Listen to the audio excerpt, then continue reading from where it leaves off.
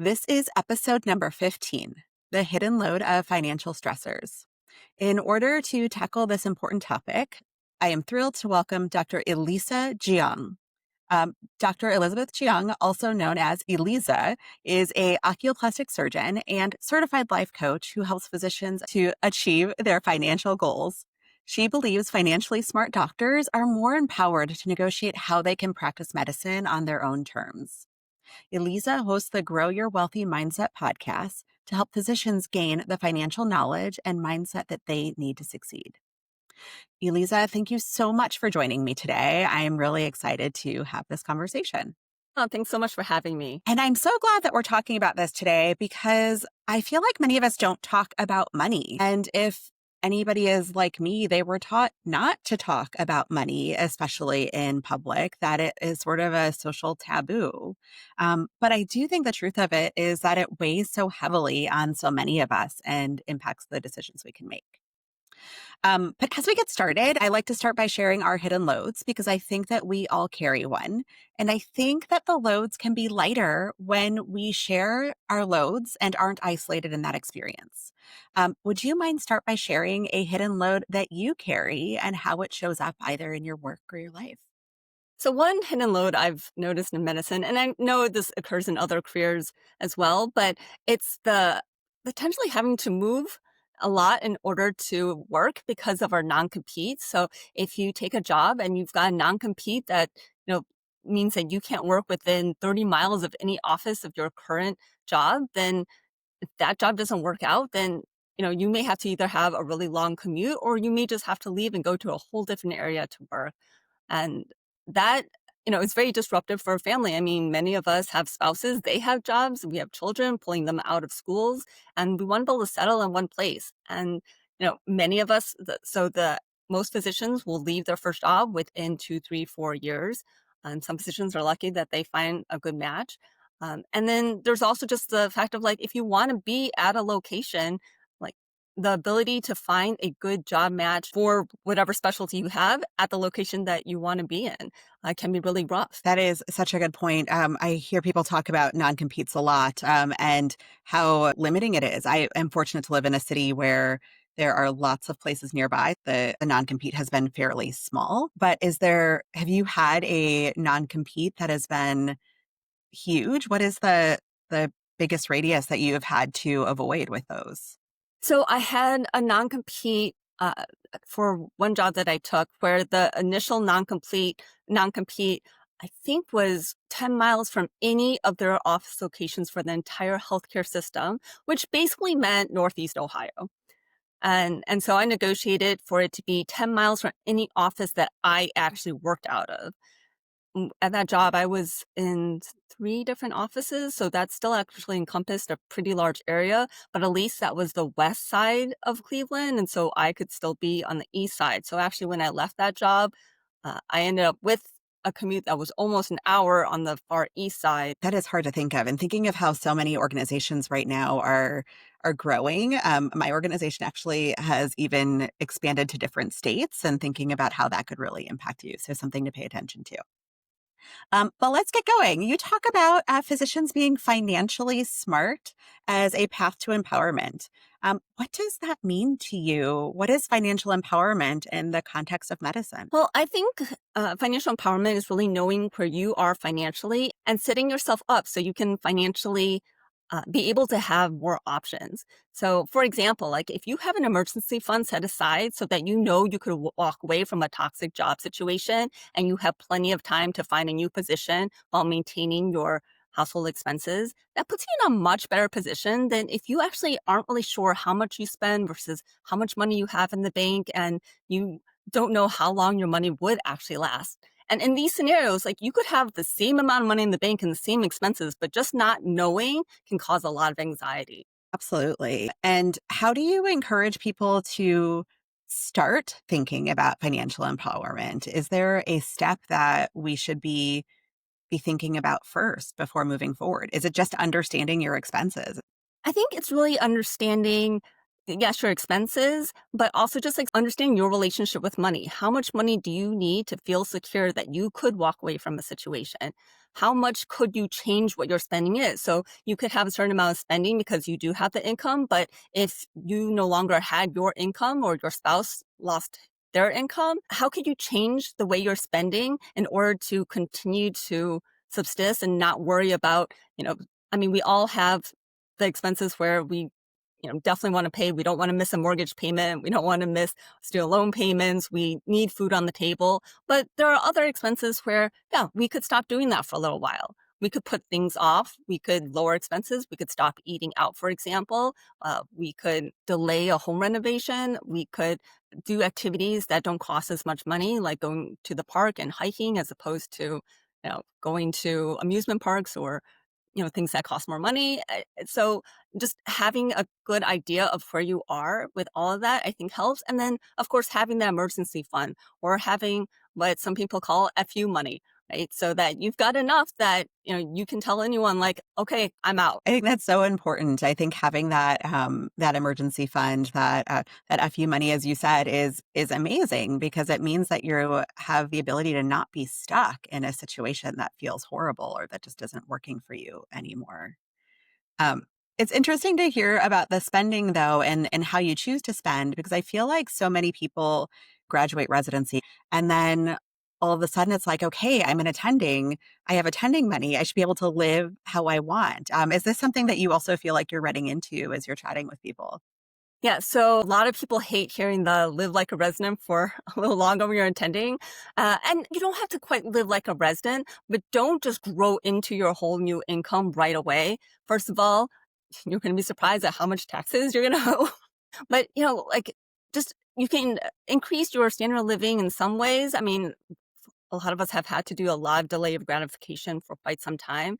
But you really want to think conscientiously of how you're spending money. And the biggest things I tell people is really, I mean, continue to rent until you absolutely know that you love your job and you're going to be there for the long run. Because most physicians leave their first job within 2, 3, 4 years of working there. And so you may stay in the same area, but like I talked about with my hidden load and non-competes and all that, you may have to move. If you bought a house and then use the physician loan, so you put 0% down, well, to sell that house, you've got closing costs and now you're paying your realtor and the buyer's realtor. So you may, if you don't have a down payment and you don't have equity and appreciation may not have happened during the time period until you're looking selling, you may actually have to take a loan out in order to sell that house to go somewhere else. And I know physicians who've had to do that. So you really want to wait to actually buy a house until you know that you're settled in your job, you're very happy there, your spouse is happy there, you know the neighborhood, you like the school system. If you have kids or are going to have kids, they're going to go to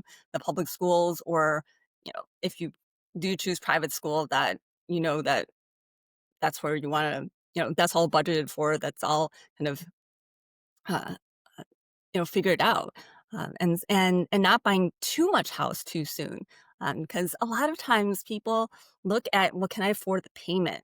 And you may think you can afford the monthly payment, but then something happens and income decreases or someone loses their job, and now you still have this payment. So you really want to think like, can I afford the big picture? Because when you own a house, you have to take care of all the maintenance. You have to take care of anything that happens. If you need a new furnace, a new roof, a new AC, new appliances, like that's all on you. When you're renting, it's the landlord who's taking care of all that. There's a lot of cost to home ownership that people just don't think about. So I think that, and obviously where you live and how much you pay for your housing is generally one of our largest expenses. So that's really something to watch, especially for people who are just completing training. I mean, you can rent beautiful places. Like actually, the first place that we lived in after I completed my fellowship, we rented a 4-bedroom house. It was a beautiful house, hardwood floors, huge kitchen with like granite countertops. But we still rented, and that was great because we ended up staying there for just shy of 3 years before leaving for another job in another state. I think that is such useful advice. I think people are very surprised when they hear how short of a time somebody might spend in their first job. It is amazing really to think about the statistics that people often change within the first 2 or 3 years. I even I talk about it almost as like a 3 year stretch of trying to figure out what attending life really can be. It's interesting when I talk with learners about this, when I talk about how they might not stay with that first job for so long and that they have to plan for it, but they don't really get this information from anyone. They don't get this financial conversation. And I feel like I can't tell them as their program director how they're supposed to spend their money. Are there places that people should be finding out about this as they're figuring out what they should be doing next? Well, yeah, you don't want to tell someone how they spend their money, but talk about things like, hey, just recognize that you may only stay at your first job for 2 or 3 years, that you don't really know what you like and what you want until you are actually in it. And you may find yourself in a situation where you thought it was a dream job, but it really wasn't. Or some other opportunity really just comes up. I also think that one of the hidden loads that we sometimes see, especially earlier on in the career, and even like just when you take a new job, is the financial pressures of the productivity targets, and the different things that maybe you didn't learn about previously. How do you talk with people about the burdens of hitting those targets and how they have to plan for the the expenses that they will have? So I think most people, when they take a job, usually there's a guaranteed salary for 1 or 2 years before they have to hit those productivity targets. So there is a time frame where people are learning. I do think the first 5 years out of training is a steep learning curve, just like being in training, where you're actually like on your own. And during your last year of training, you think you are like, oh, everything's good. And then you don't realize just how much of a safety net there is by having an attending to just ask any questions, right? So I think in the first year or two, hopefully you do just have a guaranteed base salary and there may be some bonus production, but don't count on getting to that bonus production. I will definitely tell you that during for my first job, I never reached bonus production. One of the things is after about 2 years, you should be able to start looking to be close to meeting bonus production. If you're not, then that is a sign that that might not be a good long-term situation. Of course, it depends on other factors, but that was one of the things I saw, that I was quite off of being able to get to the production bonus stage. And therefore, I started looking for new jobs at that point. And, you know, I I feel lucky that I did, because I ended up switching jobs in 2019, and of course, COVID happened in 2020, and I am almost assured that had I not switched jobs, that I would have been let go of my job from the private practice I was working at during COVID if I was still there. I almost guarantee that. I mean, of course, I don't really know because I had gone somewhere else, and I had gone to a hospital system where, I mean, it was a whole different situation with COVID, but I was in a kind of better situation, and in that I still had a job. Yes. There's a trade-off there, right? Like the having a job versus having the different system. So a lot of the people that I interact with are in academics. And one of the things that tends to be a truth is that those of us that are in academics take a lower salary often because we don't meet the same targets that someone who is maybe in private practice or in a straight employed, even with RVU model. Are there additional financial burdens for those that you see in academics? Yeah. So I actually think in academics, if you go in straight into academics straight from training, I actually think the income for academics is higher than going to private practice straight out training, because in private practice, they know that when you're straight out training, you're probably not going to be as productive. And they're really thinking like, well, how much money is this associate bringing in? And that will kind of determine somewhat what you get paid. Whereas in academics, there's more of a scale where they're kind of using MMG numbers or whatnot. Because I will say that when I was looking at my job offers right out training, the academic positions actually were higher. Now, that being said, I think over time, definitely in private practice, once you get efficient and really productive, then in private practice you do to make more in academics, and that's because of that efficiency difference. Because in academics, you're spending time teaching, you're spending time doing research, and that's time that you're working, but you're not bringing in income, or you're not bringing in money into the system. And so in the end, what you're getting paid is a portion of what you're bringing into the system. And so the time you spend teaching, the time you spend research, you're not necessarily bringing money in. So, but the good thing is that as physicians, even physicians in academic centers, we're still paid relatively well compared to, I mean, especially if you look at, the median American family.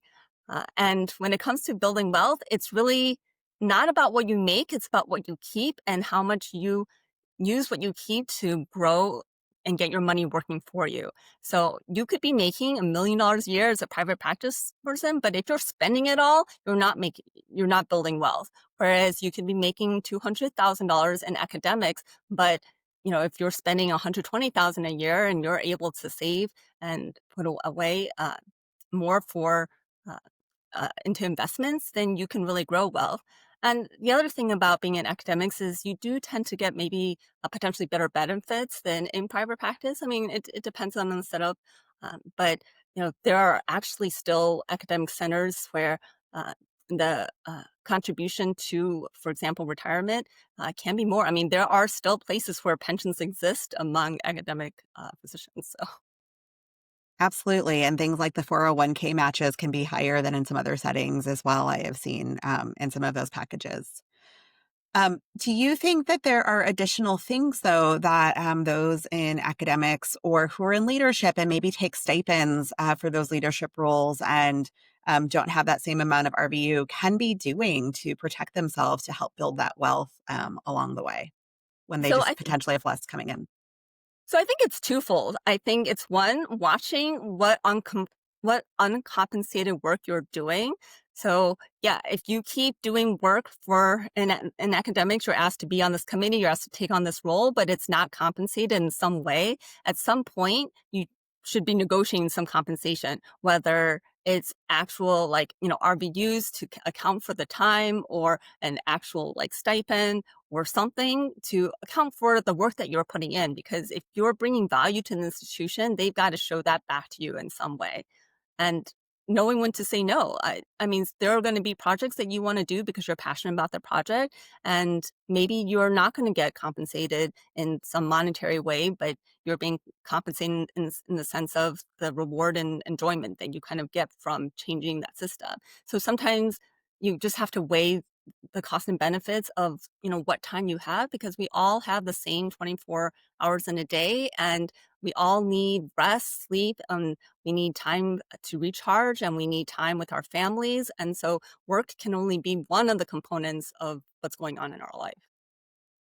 Absolutely. I think that that really hits on something that I talk about with people a lot is can you find that thing that that fills your cup, that helps you keep going? That might at times be more valuable for you than the things that don't, that you get paid for. If they make you miserable and you hate doing them every day, you're not likely to do them. So you might as well find the things that bring you joy and potentially help you advance in other ways within that role. One of the things I like to talk about with people is boundaries as a form of time and energy management. How do you find financial boundaries fit into that picture? Yeah. So in the book, Your Money or Your Life, it's basically the premise of the book is that you are trading your life energy for money when you're working, right? Yeah, and we often link time with money, like Hmm. how many patients we can see an hour, so how much money we're bringing in, how much we're paid to do our work. If depending on our specialty, I mean, it may be people who work locum. Sometimes they're really paid per shift a certain amount of payment. So how many shifts they're taking, and they're trading that life energy working those shifts in order to get that income. So there is a clear relationship with time, energy, and how much we work. And sometimes it may be worthwhile to work a little bit more so that you can save and invest, or maybe it's to pay for something like go on a bucket list dream vacation that's really going to recharge you. And other times we have to watch to see, like, is it really worth our energy in order to work that much more in order to make that? Because if we're sacrificing sleep or we're sacrificing time with our family and that relationship, then it may not be worthwhile. Absolutely. And then How do you recommend as leaders or as educators that we model healthier financial perspectives for our team members and for our learners? Yeah, so I mean, we talked before, it's hard. You don't want to tell Yeah. people how they spend their money. One thing I like to do when I'm teaching with the residents is I will talk about like the job search and what to look for and different things to think about. Because a lot of times our trainees, they're really seeing kind of, what we call the ivory tower, right? Hmm. What academic medicine looks like. So I actually volunteer with the Cleveland Clinic residents where I do a wet lab with them twice a year. And during that wet lab, I like to talk about things like, jobs uh, and looking for jobs and the job search, as well as talking to them about money and finances and things they should be doing. I think it's really important that all physicians have own occupation disability insurance, and the best time to get that is in residency. So, as an attending, talking about that with the residents, if you're at an academic institution that has a guaranteed issue disability plan, which at Northwestern, where I did my residency training, you could get the guaranteed issue during your last year of training. And I definitely needed it because I had a medical condition where I was able to get disability insurance, but it was capped at 5 years. So if I really became disabled, at a younger age, it would only pay 5 years and then it would not pay anymore. So I was able to get that guaranteed disability, own occupation disability plan through Standard, which is a really good company, and actually have that more solid um, coverage. Because, one of our greatest assets as physicians is our ability to work and practice medicine. And that's something that we really want to protect with that own occupation disability insurance. So I really encourage every resident to get it. And the thing is, residents are young and healthy, and they think they're invincible, Sure. and then something happens to your health, right? And I remember as a medical student, one of the emergency medicine residents he was telling everyone, you have to get your own occupation disability insurance because he had some heart issue come up, and yeah, he was no longer able to get it for himself. And when you leave and you've got multiple six figures of student loans, Hmm. if you can't work as a physician, like, how are you gonna pay that off, right? Uh, and so I think that's something that's easy for attendings to talk about with their trainees. And then, um, you know, it's also talking about things like billing and RVUs and collections and what all that means and kind of the business side of medicine. Until recently, most physicians either work for themselves or work for another physician. And it's only really changed in the last 5 years where now more physicians work for a healthcare system or a hospital system or even private equity instead of working for themselves or another physician. So we've really gone from being physicians being small business owners to physicians being employees and not necessarily knowing all the ins and outs of the business of medicine. But it is important, even as an employee, to understand that because how we're compensated still is a part of the business model, right? And there are actually some physicians that get compensated more than the money they're really bringing in because all the testing they're doing brings the hospital money. So, I mean, the whole healthcare world in terms of insurance and payments is really out of whack. But the more you can understand that, the more you can understand like what value am I giving that's bringing in money into the system, and how can I get a part of that?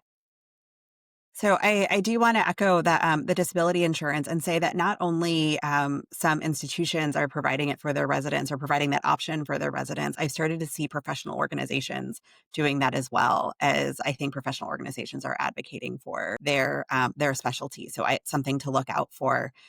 But I think that what you just spoke about is a lot of understanding your value in the system, especially if you're employed, understanding what you're bringing in, and I think that understanding that value is so powerful when you are able to negotiate not just for your salary, but to negotiate for your flexibility or other benefits that helps you feel like you can live the life that you want to, which is part of what we're doing with money, right? Is setting ourselves up to be able to take care of ourselves and live the life that we want to. Yeah, There and I'm so glad that you said that because it's not just about money. It can also be about what other things that you really want. maybe your institution can't give you more money, but they can give you more flexibility. They can change your schedule. Like maybe you want to be able to drop your kids off at school or pick them up. Maybe you can shift the hours that you're working, such that maybe you're even still working the same number of hours, but it's something that fits your family and your lifestyle much better. Or maybe you'd rather just have more time off or be able to take longer vacations. Or, I mean, there are so many different things that you can negotiate for. And it's not necessarily about the money. It's about what do you want? What do you value? What would make your life better? Yeah, I think that really looking at that whole package is so important. I think that at the end of the day, you can make a lot of money and come home and be miserable, and you're still not living that healthy and wealthy life that we hope to when we go into medical school, or at least that I was hoping to when I went into medical school. But when we really understand our value, it's easier to advocate for ourselves and to make that flexibility, and then also plan for the life along the way. Yeah. And another thing to do, like even when you're an employed physician, like if there are patients who are coming specifically to see you, that is also value that you hold that, if they were trying to replace you, like that other person wouldn't have. So whatever you can do to really bring in patients into the system so that they are specifically seeking you, that also really increases your value within the system. Just out of curiosity, how do people feel when they're talking about money as they're finding you? I'm assuming that they're thinking about it a little bit more, but has it been your experience that this has felt like a more challenging conversation to start having with people, or are they open to the conversation?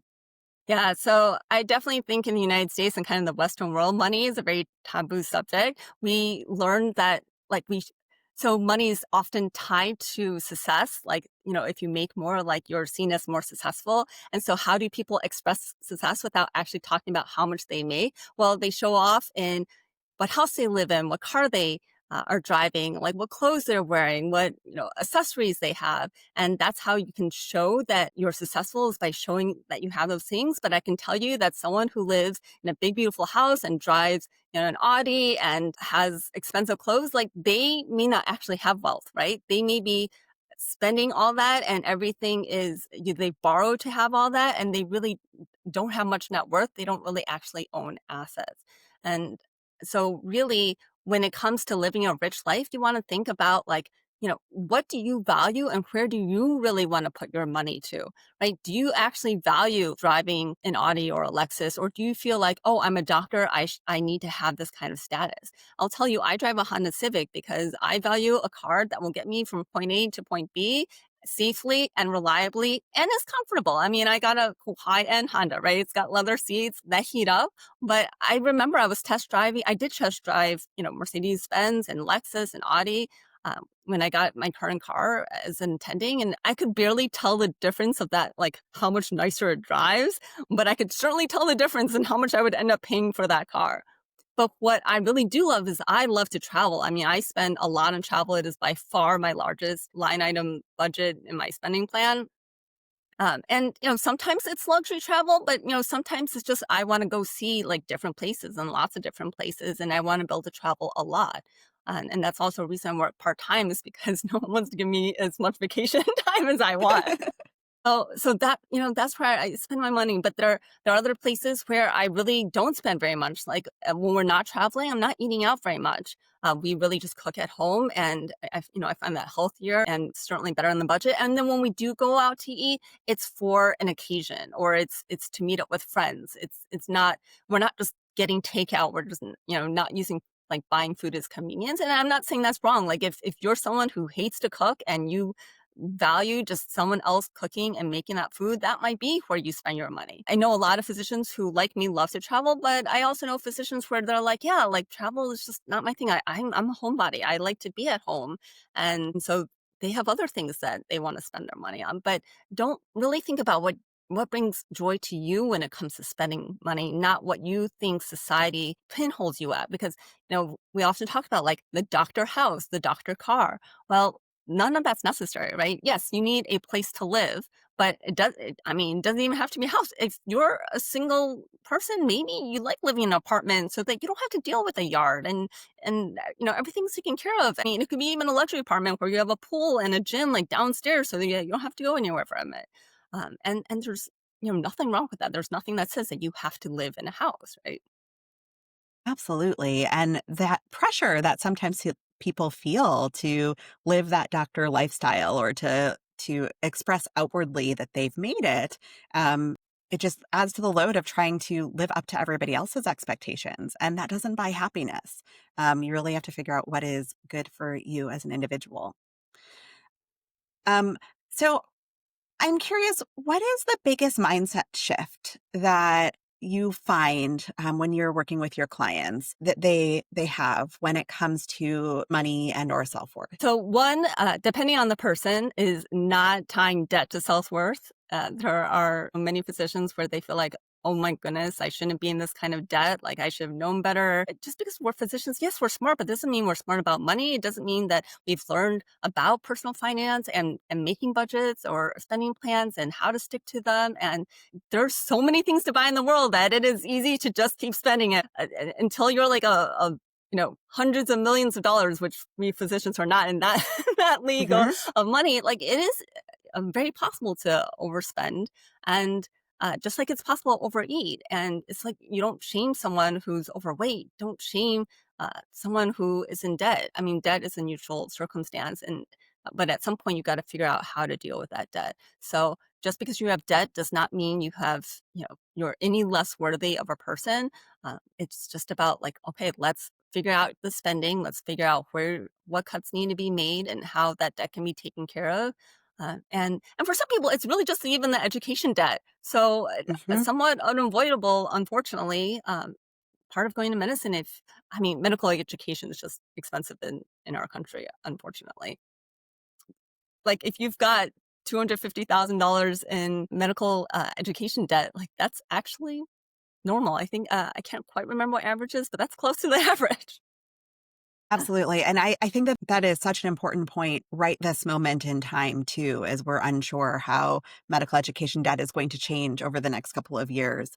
So I think that that's an important point to highlight is that just because you have debt does not equate with your self-worth. It does not equate with how successful you are. This is just something that many of us in medicine do have to incur in order to get through our training.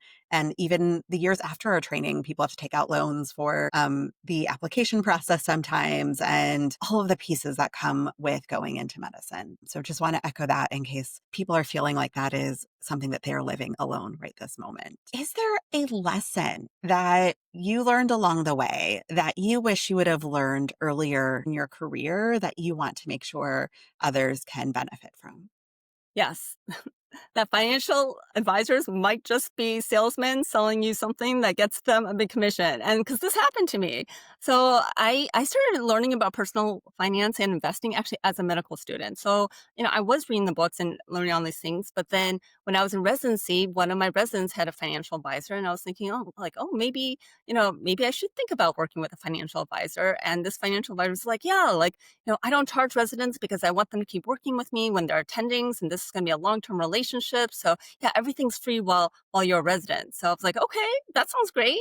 Well, what happens? Like he ended up selling me universal life insurance, and telling all like why it's so great and why it's such a great investment, and later I learned that that is not a great investment. Luckily, I bought the smallest amount possible. It was a $50,000 policy, so the minimum was like, $12 a month or something like that. So not really a big deal. But I mean, there are other physician attendings. I mean, many that I've heard of where they bought, million, $2 million universal life policies, and that is just completely inappropriate for most physicians. So, unfortunately, financial advisors they make a big commission on selling these financial products, and they're not charging you anything because they're getting a commission of selling you these products. And we as physicians, we tend to think like, oh, okay, well, when we work with a professional, they're going to offer what's best for us, right? What we call Mhm. fiduciary. Because we as a physician, we give our patients the options. We want the best for our patient, and we try to explain all the options for them so they can make the best choice for them. And yes, there are financial advisors, I'm sure, that do that, but you really have to look at how a financial advisor is paid. And unless you're paying them a actual fee for their advice, they're getting paid somehow, and that might be through commissions. And so they may be showing you things that they may even believe it's a good product because they've sold themselves so much on this product so that they can sell you this product, but really it's not necessarily what you want to be investing in. So really, I think everyone, not just physicians, everyone really needs to learn at least a minimum baseline of personal finance and get financial literacy, because no one cares about your money more than you do, or maybe your spouse. But even like if you're married, you shouldn't just have your spouse taking care of all of it. The two of you need to work together and talk to each other, because if anything, at some point, let's say, like, yeah, you have a long marriage, you're always together and everything's great. Well, eventually one of you is going to pass before the other. And you don't want to be trying to figure out the finances if, like, the Right. one who passes first is the one who's been taking care of it all that time. Absolutely. I think that's an important point. We do often think that everybody has our best interest at heart because we go into this with a caregiving mentality. We go into medicine with that, but that's not the same for every single profession. And so it is an important point to keep in mind. Okay. So I think we are reaching the end of our conversation, but I wanted to ask if there's one thing that people walk away from this talk, what do you really want them to get from today? So I like to tell people that your first job might be being a physician, but you have a second job. And that job is, so I want you to think of a job as something you do in order to have cash flow to spend for everything you need in your life. And so if you want to eventually be able to stop working as a physician, your job in retirement is to manage your assets so that they bring you cash flow. Well, with any job, the earlier you do it, the more you do it, the more experienced you are, the easier it is. And you don't want to wait until you're actually ready to retire to start being good at your second job. So you need to learn about finances and investing today. It doesn't have to be complicated. I mean, this can be something that you spend, a couple hours every quarter doing, but you need to learn how to, look at your finances, manage your investments, uh, a minimal line of financial literacy in order to really just not only live a rich life, but have that financial security so that you've got more options and you can practice the way you want to, whether it's taking a position where maybe you're paid less, but you're more passionate about that position, or going part-time so you can spend more time with your family, or, eventually all of us will want to stop working if we live long enough. And I think that you said something that is really important. I think that the sooner you start doing that, the easier it will be for you in the long run. So it can feel overwhelming to be thinking about this if you don't know where to start with your money and your assets. But the sooner that you start thinking about this, or the sooner that you make even small movements, the greater growth that you can have over time. Yeah. And And so time with is your friend when it comes with money too, yes. the compounding. So the earlier you invest, even though it may not seem very much, I mean, all the residents who are listening to this, I mean, if you can just put, even 1,000 or 2,000 in your Roth IRA, like you will not regret it later on. I remember as a resident, I used to talk to my colleagues and they weren't doing the match that was offered by our organization.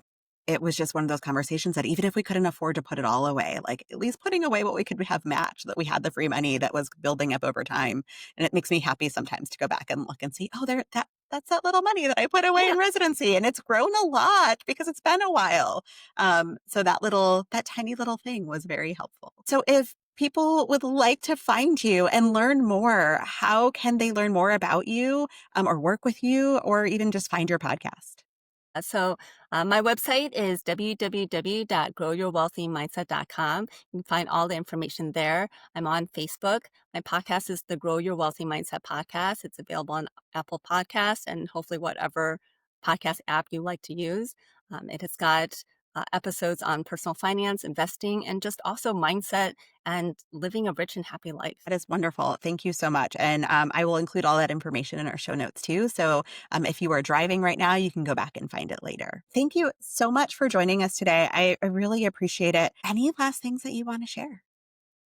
Yeah, just physicians make a good income. You can turn that income into wealth and you can have the happy life. It's just, it takes some intentionality and some work, and not everything obviously is about money. So definitely learn to live a rich life. And again, a rich life is not just about money, but having joy every day. I think this has been wonderful. I hope that everybody comes and listens to your podcast as well and can think more about how to find joy as part of living that rich life.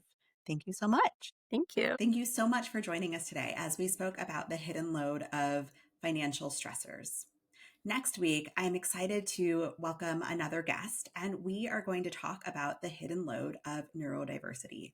If you are interested in having some support in figuring out how to conquer your chaos and get to calm, how to start thinking about your own purpose and ensuring that you are intentional to move towards a life that provides more fulfillment and is sustainable, then reach out to me and see if it would be a good fit for us to work together.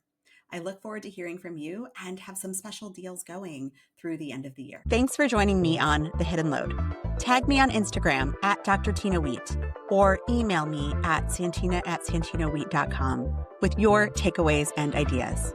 Don't forget to subscribe. And until next time, let's lighten your hidden load.